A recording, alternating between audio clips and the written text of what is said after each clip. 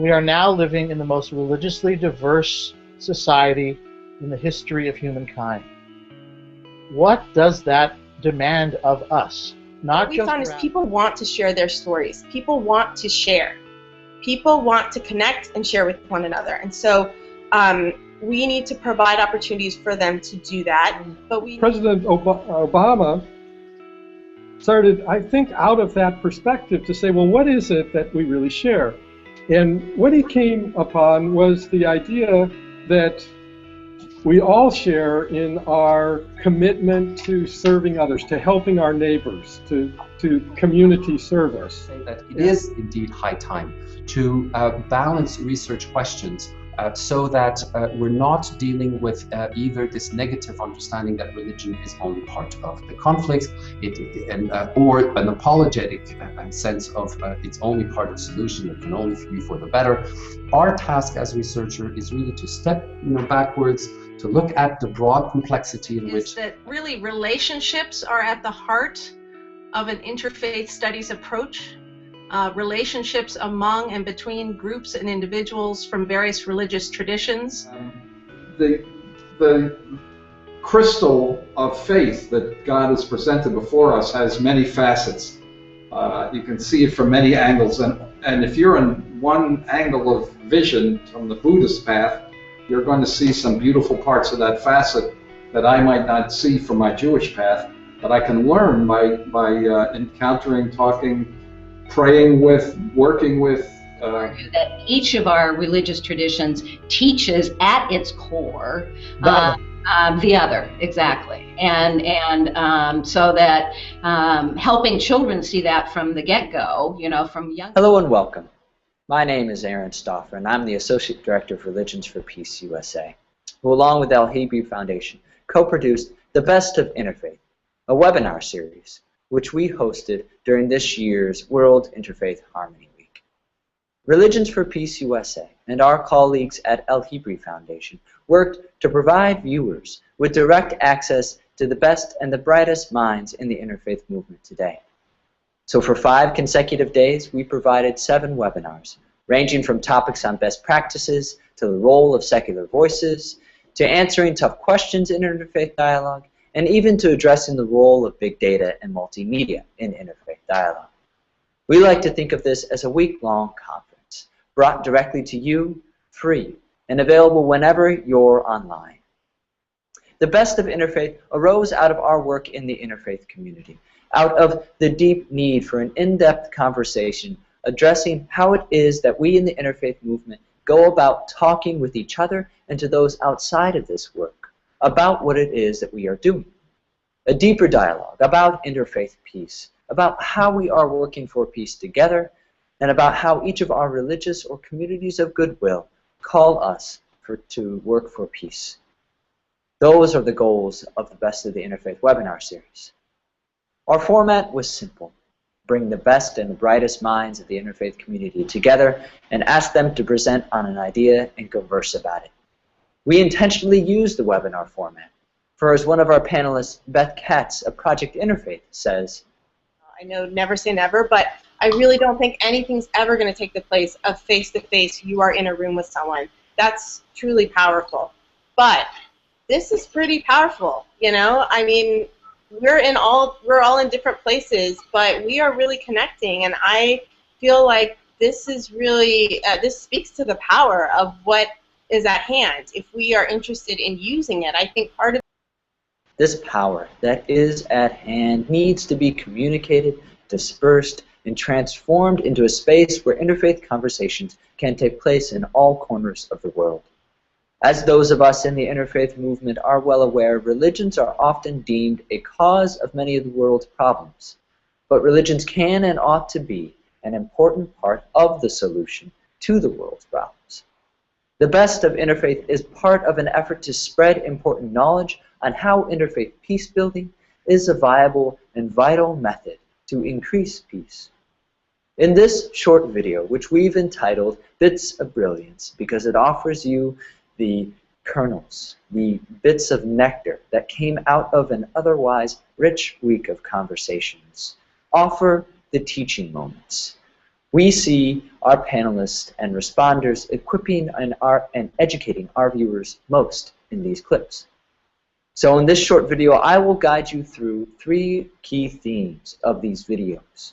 These themes were organically threaded throughout our webinars.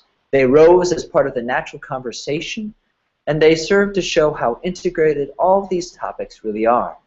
In some sense, our ability to pick out these themes demonstrates the real, live element of our interfaith movement. Instead of seeing each of these webinars as occupying a different silo of the interfaith community, the overlapping nature of these themes demonstrates how each of these theorists and practitioners depend on each other to work in this community.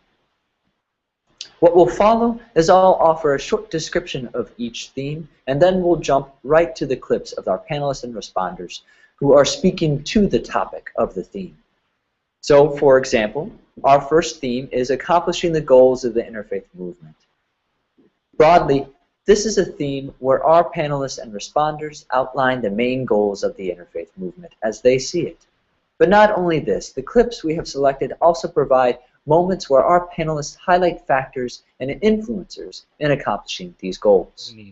I want to raise one more point regarding the challenges that we face in the field of interfaith dialogue and interreligious peace building.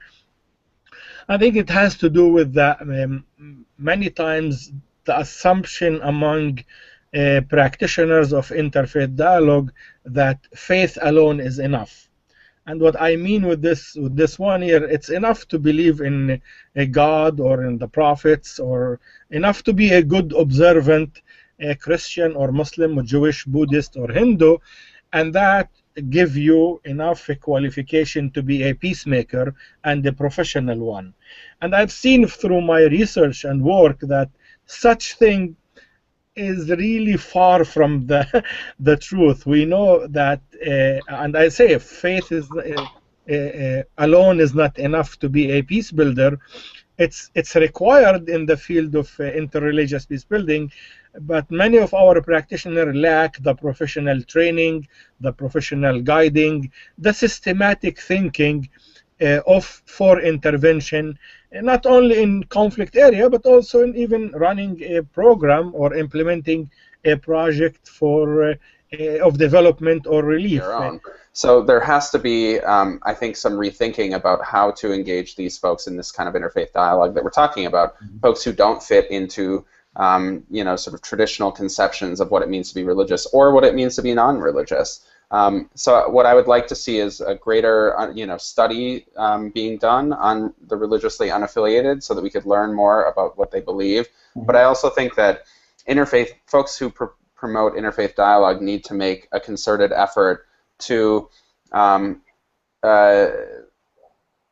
make sure that they are doing, they're reaching out to and including people who don't fit into a particular category in a certain way. People who have a religiously hybrid identity, who maybe identify with more than one tradition, who don't identify with any tradition, who might consider themselves spiritual but not religious. Really, the fluidity of religious identity is increasing, I think, and I think that this religious disaffiliation is one indication of that. And that is a, you know, that suggests that not only do interfaith efforts need to make a greater effort to be welcoming of and inclusive of atheists, agnostics, and humanists, but of people who don't fit into or wouldn't identify with any particular label at all. In fact, institutions are valuable when it comes to communicating how you know, members of a particular identity group arrived at the values that we hold, where those values stem from, and also in connecting people socially. Being able to know where these communities are, where, you know, folks gather, how to reach them is really important.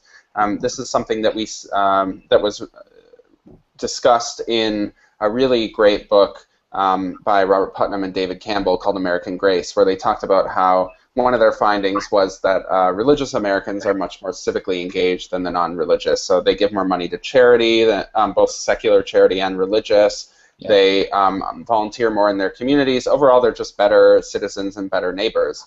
But they also found that a non-believing spouse of a religious person who participated in their believing partner's community was as likely to be civically engaged as the believing spouse. And thus, they claimed that the correlation between civic engagement and religiosity was less about belief and more about belonging. It was about having a group where you had a space to discuss these values, to talk about why you hold them, and to act on them.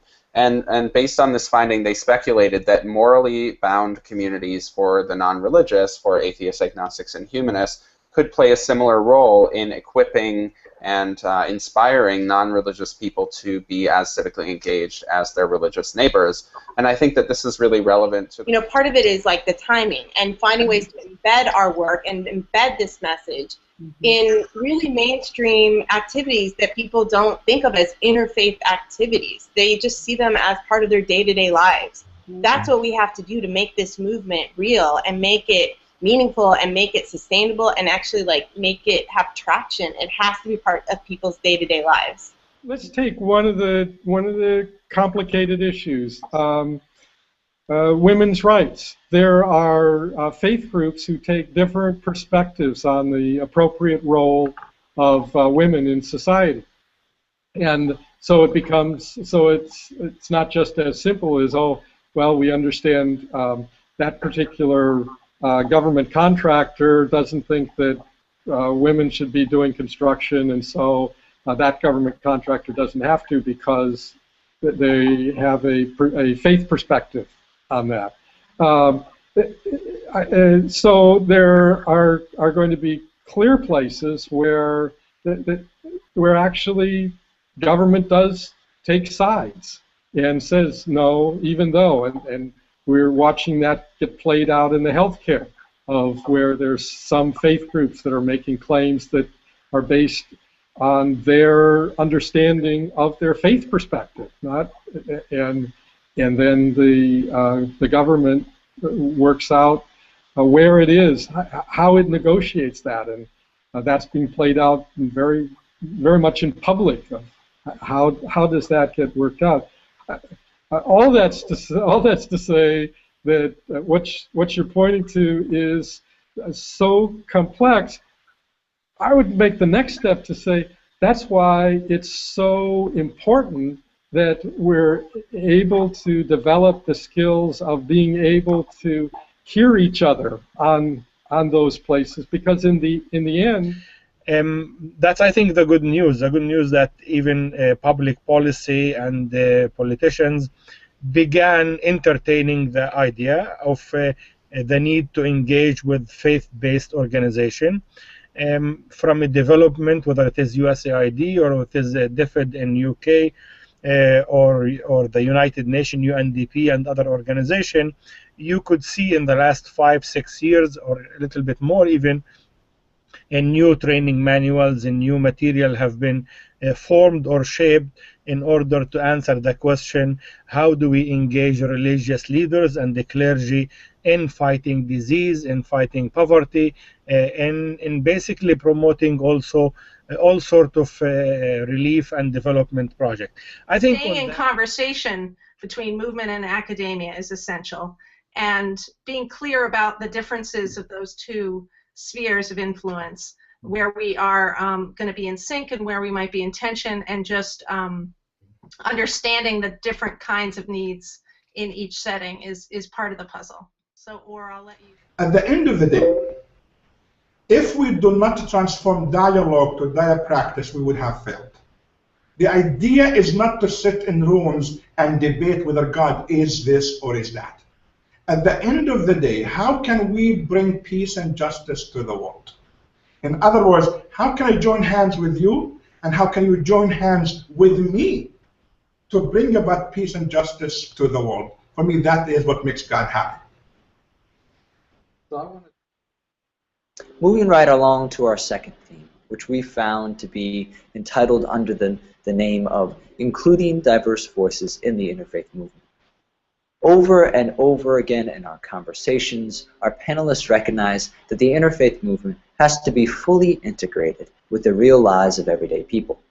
This challenge and the coincident responses from our panelists is a reflection of any movement with many moving parts that are at times disparate and of various sectors. In the end, as Heidi Hatzel of Hartford Seminary pointed out, we need to realize that what we call the interfaith movement is working to enhance a lived reality of many people and communities today. Oftentimes, these relationships are created and sustained under the radar.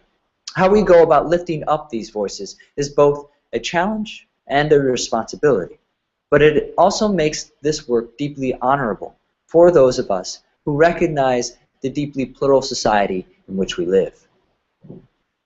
Where women becomes an interesting subject because I think in a lot of ways, under the radar, women build relationships across religious communities and other kinds of boundaries and barriers that are actually very durable relationships and are real contributors to peace building and to slowing down violence when it starts between communities. And you sort of ask, why is that? Well, women aren't usually the authorities in religion, in religious communities, and so they don't feel like they have to uphold the orthodoxy, if you will, of religious communities.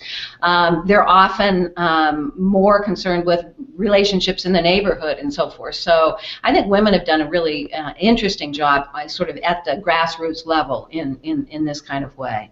Major challenge.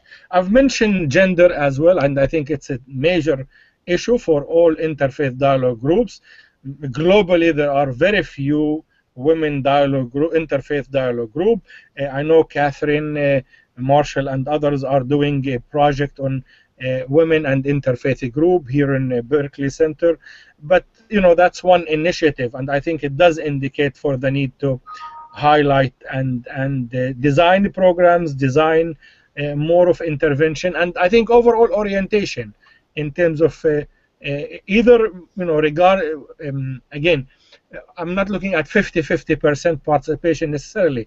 I'm looking for frameworks and the programs that takes the gender issue into consideration from the beginning to the end, and numbers are not necessarily what we're looking for in that. When we do interreligious dialogue, we always challenge communities to bring forth the youth and the children and the teenagers out.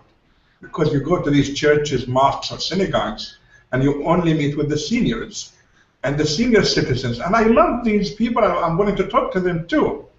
But we need to shape the future of the discourse. And to do this, we need to bring the youth. We need to bring the young girls and boys. You know, one of the sort of statistics I mentioned when talking about the religiously unaffiliated, the rise of the religiously unaffiliated, particularly among millennials, is that while it is true that about 1/3 of millennials now decline to identify with a particular religious tradition, still about 70% of those folks do claim to believe in a God or a universal spirit, and there are, you know, a number of other indicators, including regularity of religious practice, like praying and that sort of thing, that demonstrate that, in fact, a lot of these, what we might consider traditionally religious practices or traditionally, you know, Christian practices are still at play for a lot of these folks. What I think is even more interesting is that while about 70% of the religiously unaffiliated under the age of 30 think that religious organizations and institutions are far too involved with money and politics, which I think actually may be a big part of why this disaffiliation has occurred. About 80% of them think that religious organizations actually do help bring people together, build communities, and play an important role in helping those in need. In their report, Pew actually talks about how a majority of the religiously unaffiliated clearly think that religion can be and is a force for good in society. The expectation, it's the frame from which you approach interfaith dialogue. I assume I'm going to learn, and the purpose is learning. We discover a lot of commonalities. If we discover differences, they're differences. That the differences are as enriching as the commonalities, but they aren't in any way challenging to our relationship. According to Dr. Diana Eck at Harvard University, if you look out the window, you can see the Harvard campus from this beautiful 15th floor window. We are now living in the most religiously diverse society in the history of humankind. What does that demand of us? Not just rabbis or clergy or academics that can speak in, multi-syllable terms, but what does it mean to a person that is a lawyer or a doctor or a businessman or woman about the reality of life? And I said to them, as I said before, what does this mean about your experience at the grocery store, in church or synagogue, and most importantly for many people, around family tables? When you're encountering people who believe and practice differently than you do, with greater frequency and greater intimacy and intensity. I say interreligious dialogue is finding ways to coordinate, to cooperate on what is common, understand and learn from one another. It is not about making all religions become one. So this is really number one point I wanted to focus on. Number two, interreligious dialogue ends up one of three, or three different aspects: learning from one another, serving with one another, and worshiping with one another. Interreligious dialogue is these three components. Our final, third theme is entitled The Future of the Interfaith Movement. In the end, the Best of Interfaith webinar series was an attempt to display the opportunities ready at hand for the interfaith movement. These opportunities, as we see them, present us with a potential future that is bright. But much work must be done to integrate, diversify, and sustain the already wide field of work that is going on. How we go about understanding what is being done, and how we cultivate more and nourish new and exciting projects geared towards solving specific problems, is what this theme gets at. But I would like to briefly walk through what I think are 5 primary reasons why it's valuable for atheists to participate in this work. So the first is that in the US and much of the world, non-theists are hugely outnumbered. Now, in my eyes, this is sort of the pragmatic argument for doing this work. Now, whether non-theists wish to or not, we're kind of forced by proximity to engage with religious people. And I think that the idea that religion is sort of on the decline has been argued, for decades by sociologists. But while religious disaffiliation is increasing in the United States, with around 1 in 3 people under the age of 30 now identifying as non-religious, it's clear that religious belief, is actually remaining relatively consistent. In fact, studies have shown that the number of people in the United States who self-describe as saying that religion is very important to their life has really not changed at all in the last several decades. And the number of millennials who are religiously unaffiliated but claim to believe in a God or universal spirit is about 70%. So most of the folks who are non-religious still do believe in God or a universal spirit. And Pew has found that from a report on millennials and religion, they found that millennials are actually fairly traditional in their religious beliefs and practices. So my question is, when are we going to do research with smaller means or with big data that can actually also look at the ways in which religious communities, both as such as well as through interreligious collaboration and beyond, contribute in fact to harmonious living? That is a piece, I think, of the research that is missing to a large degree, and that's one thing that we're interested at KAICIT in trying to move towards.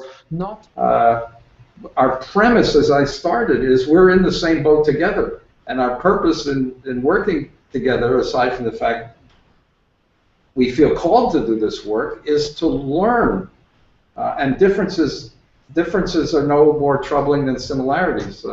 Why should we be the same? I want to thank you for tuning in to this short video, which we've entitled The Bits of Brilliance. I want to alert you to the fact that all of the webinars are still online. If you will go to rfpusa.org or the El Hebrew Foundation website. All of our webinars that encompass the Best of the Interfaith webinar series are there with our wonderful panelists and intelligent responders.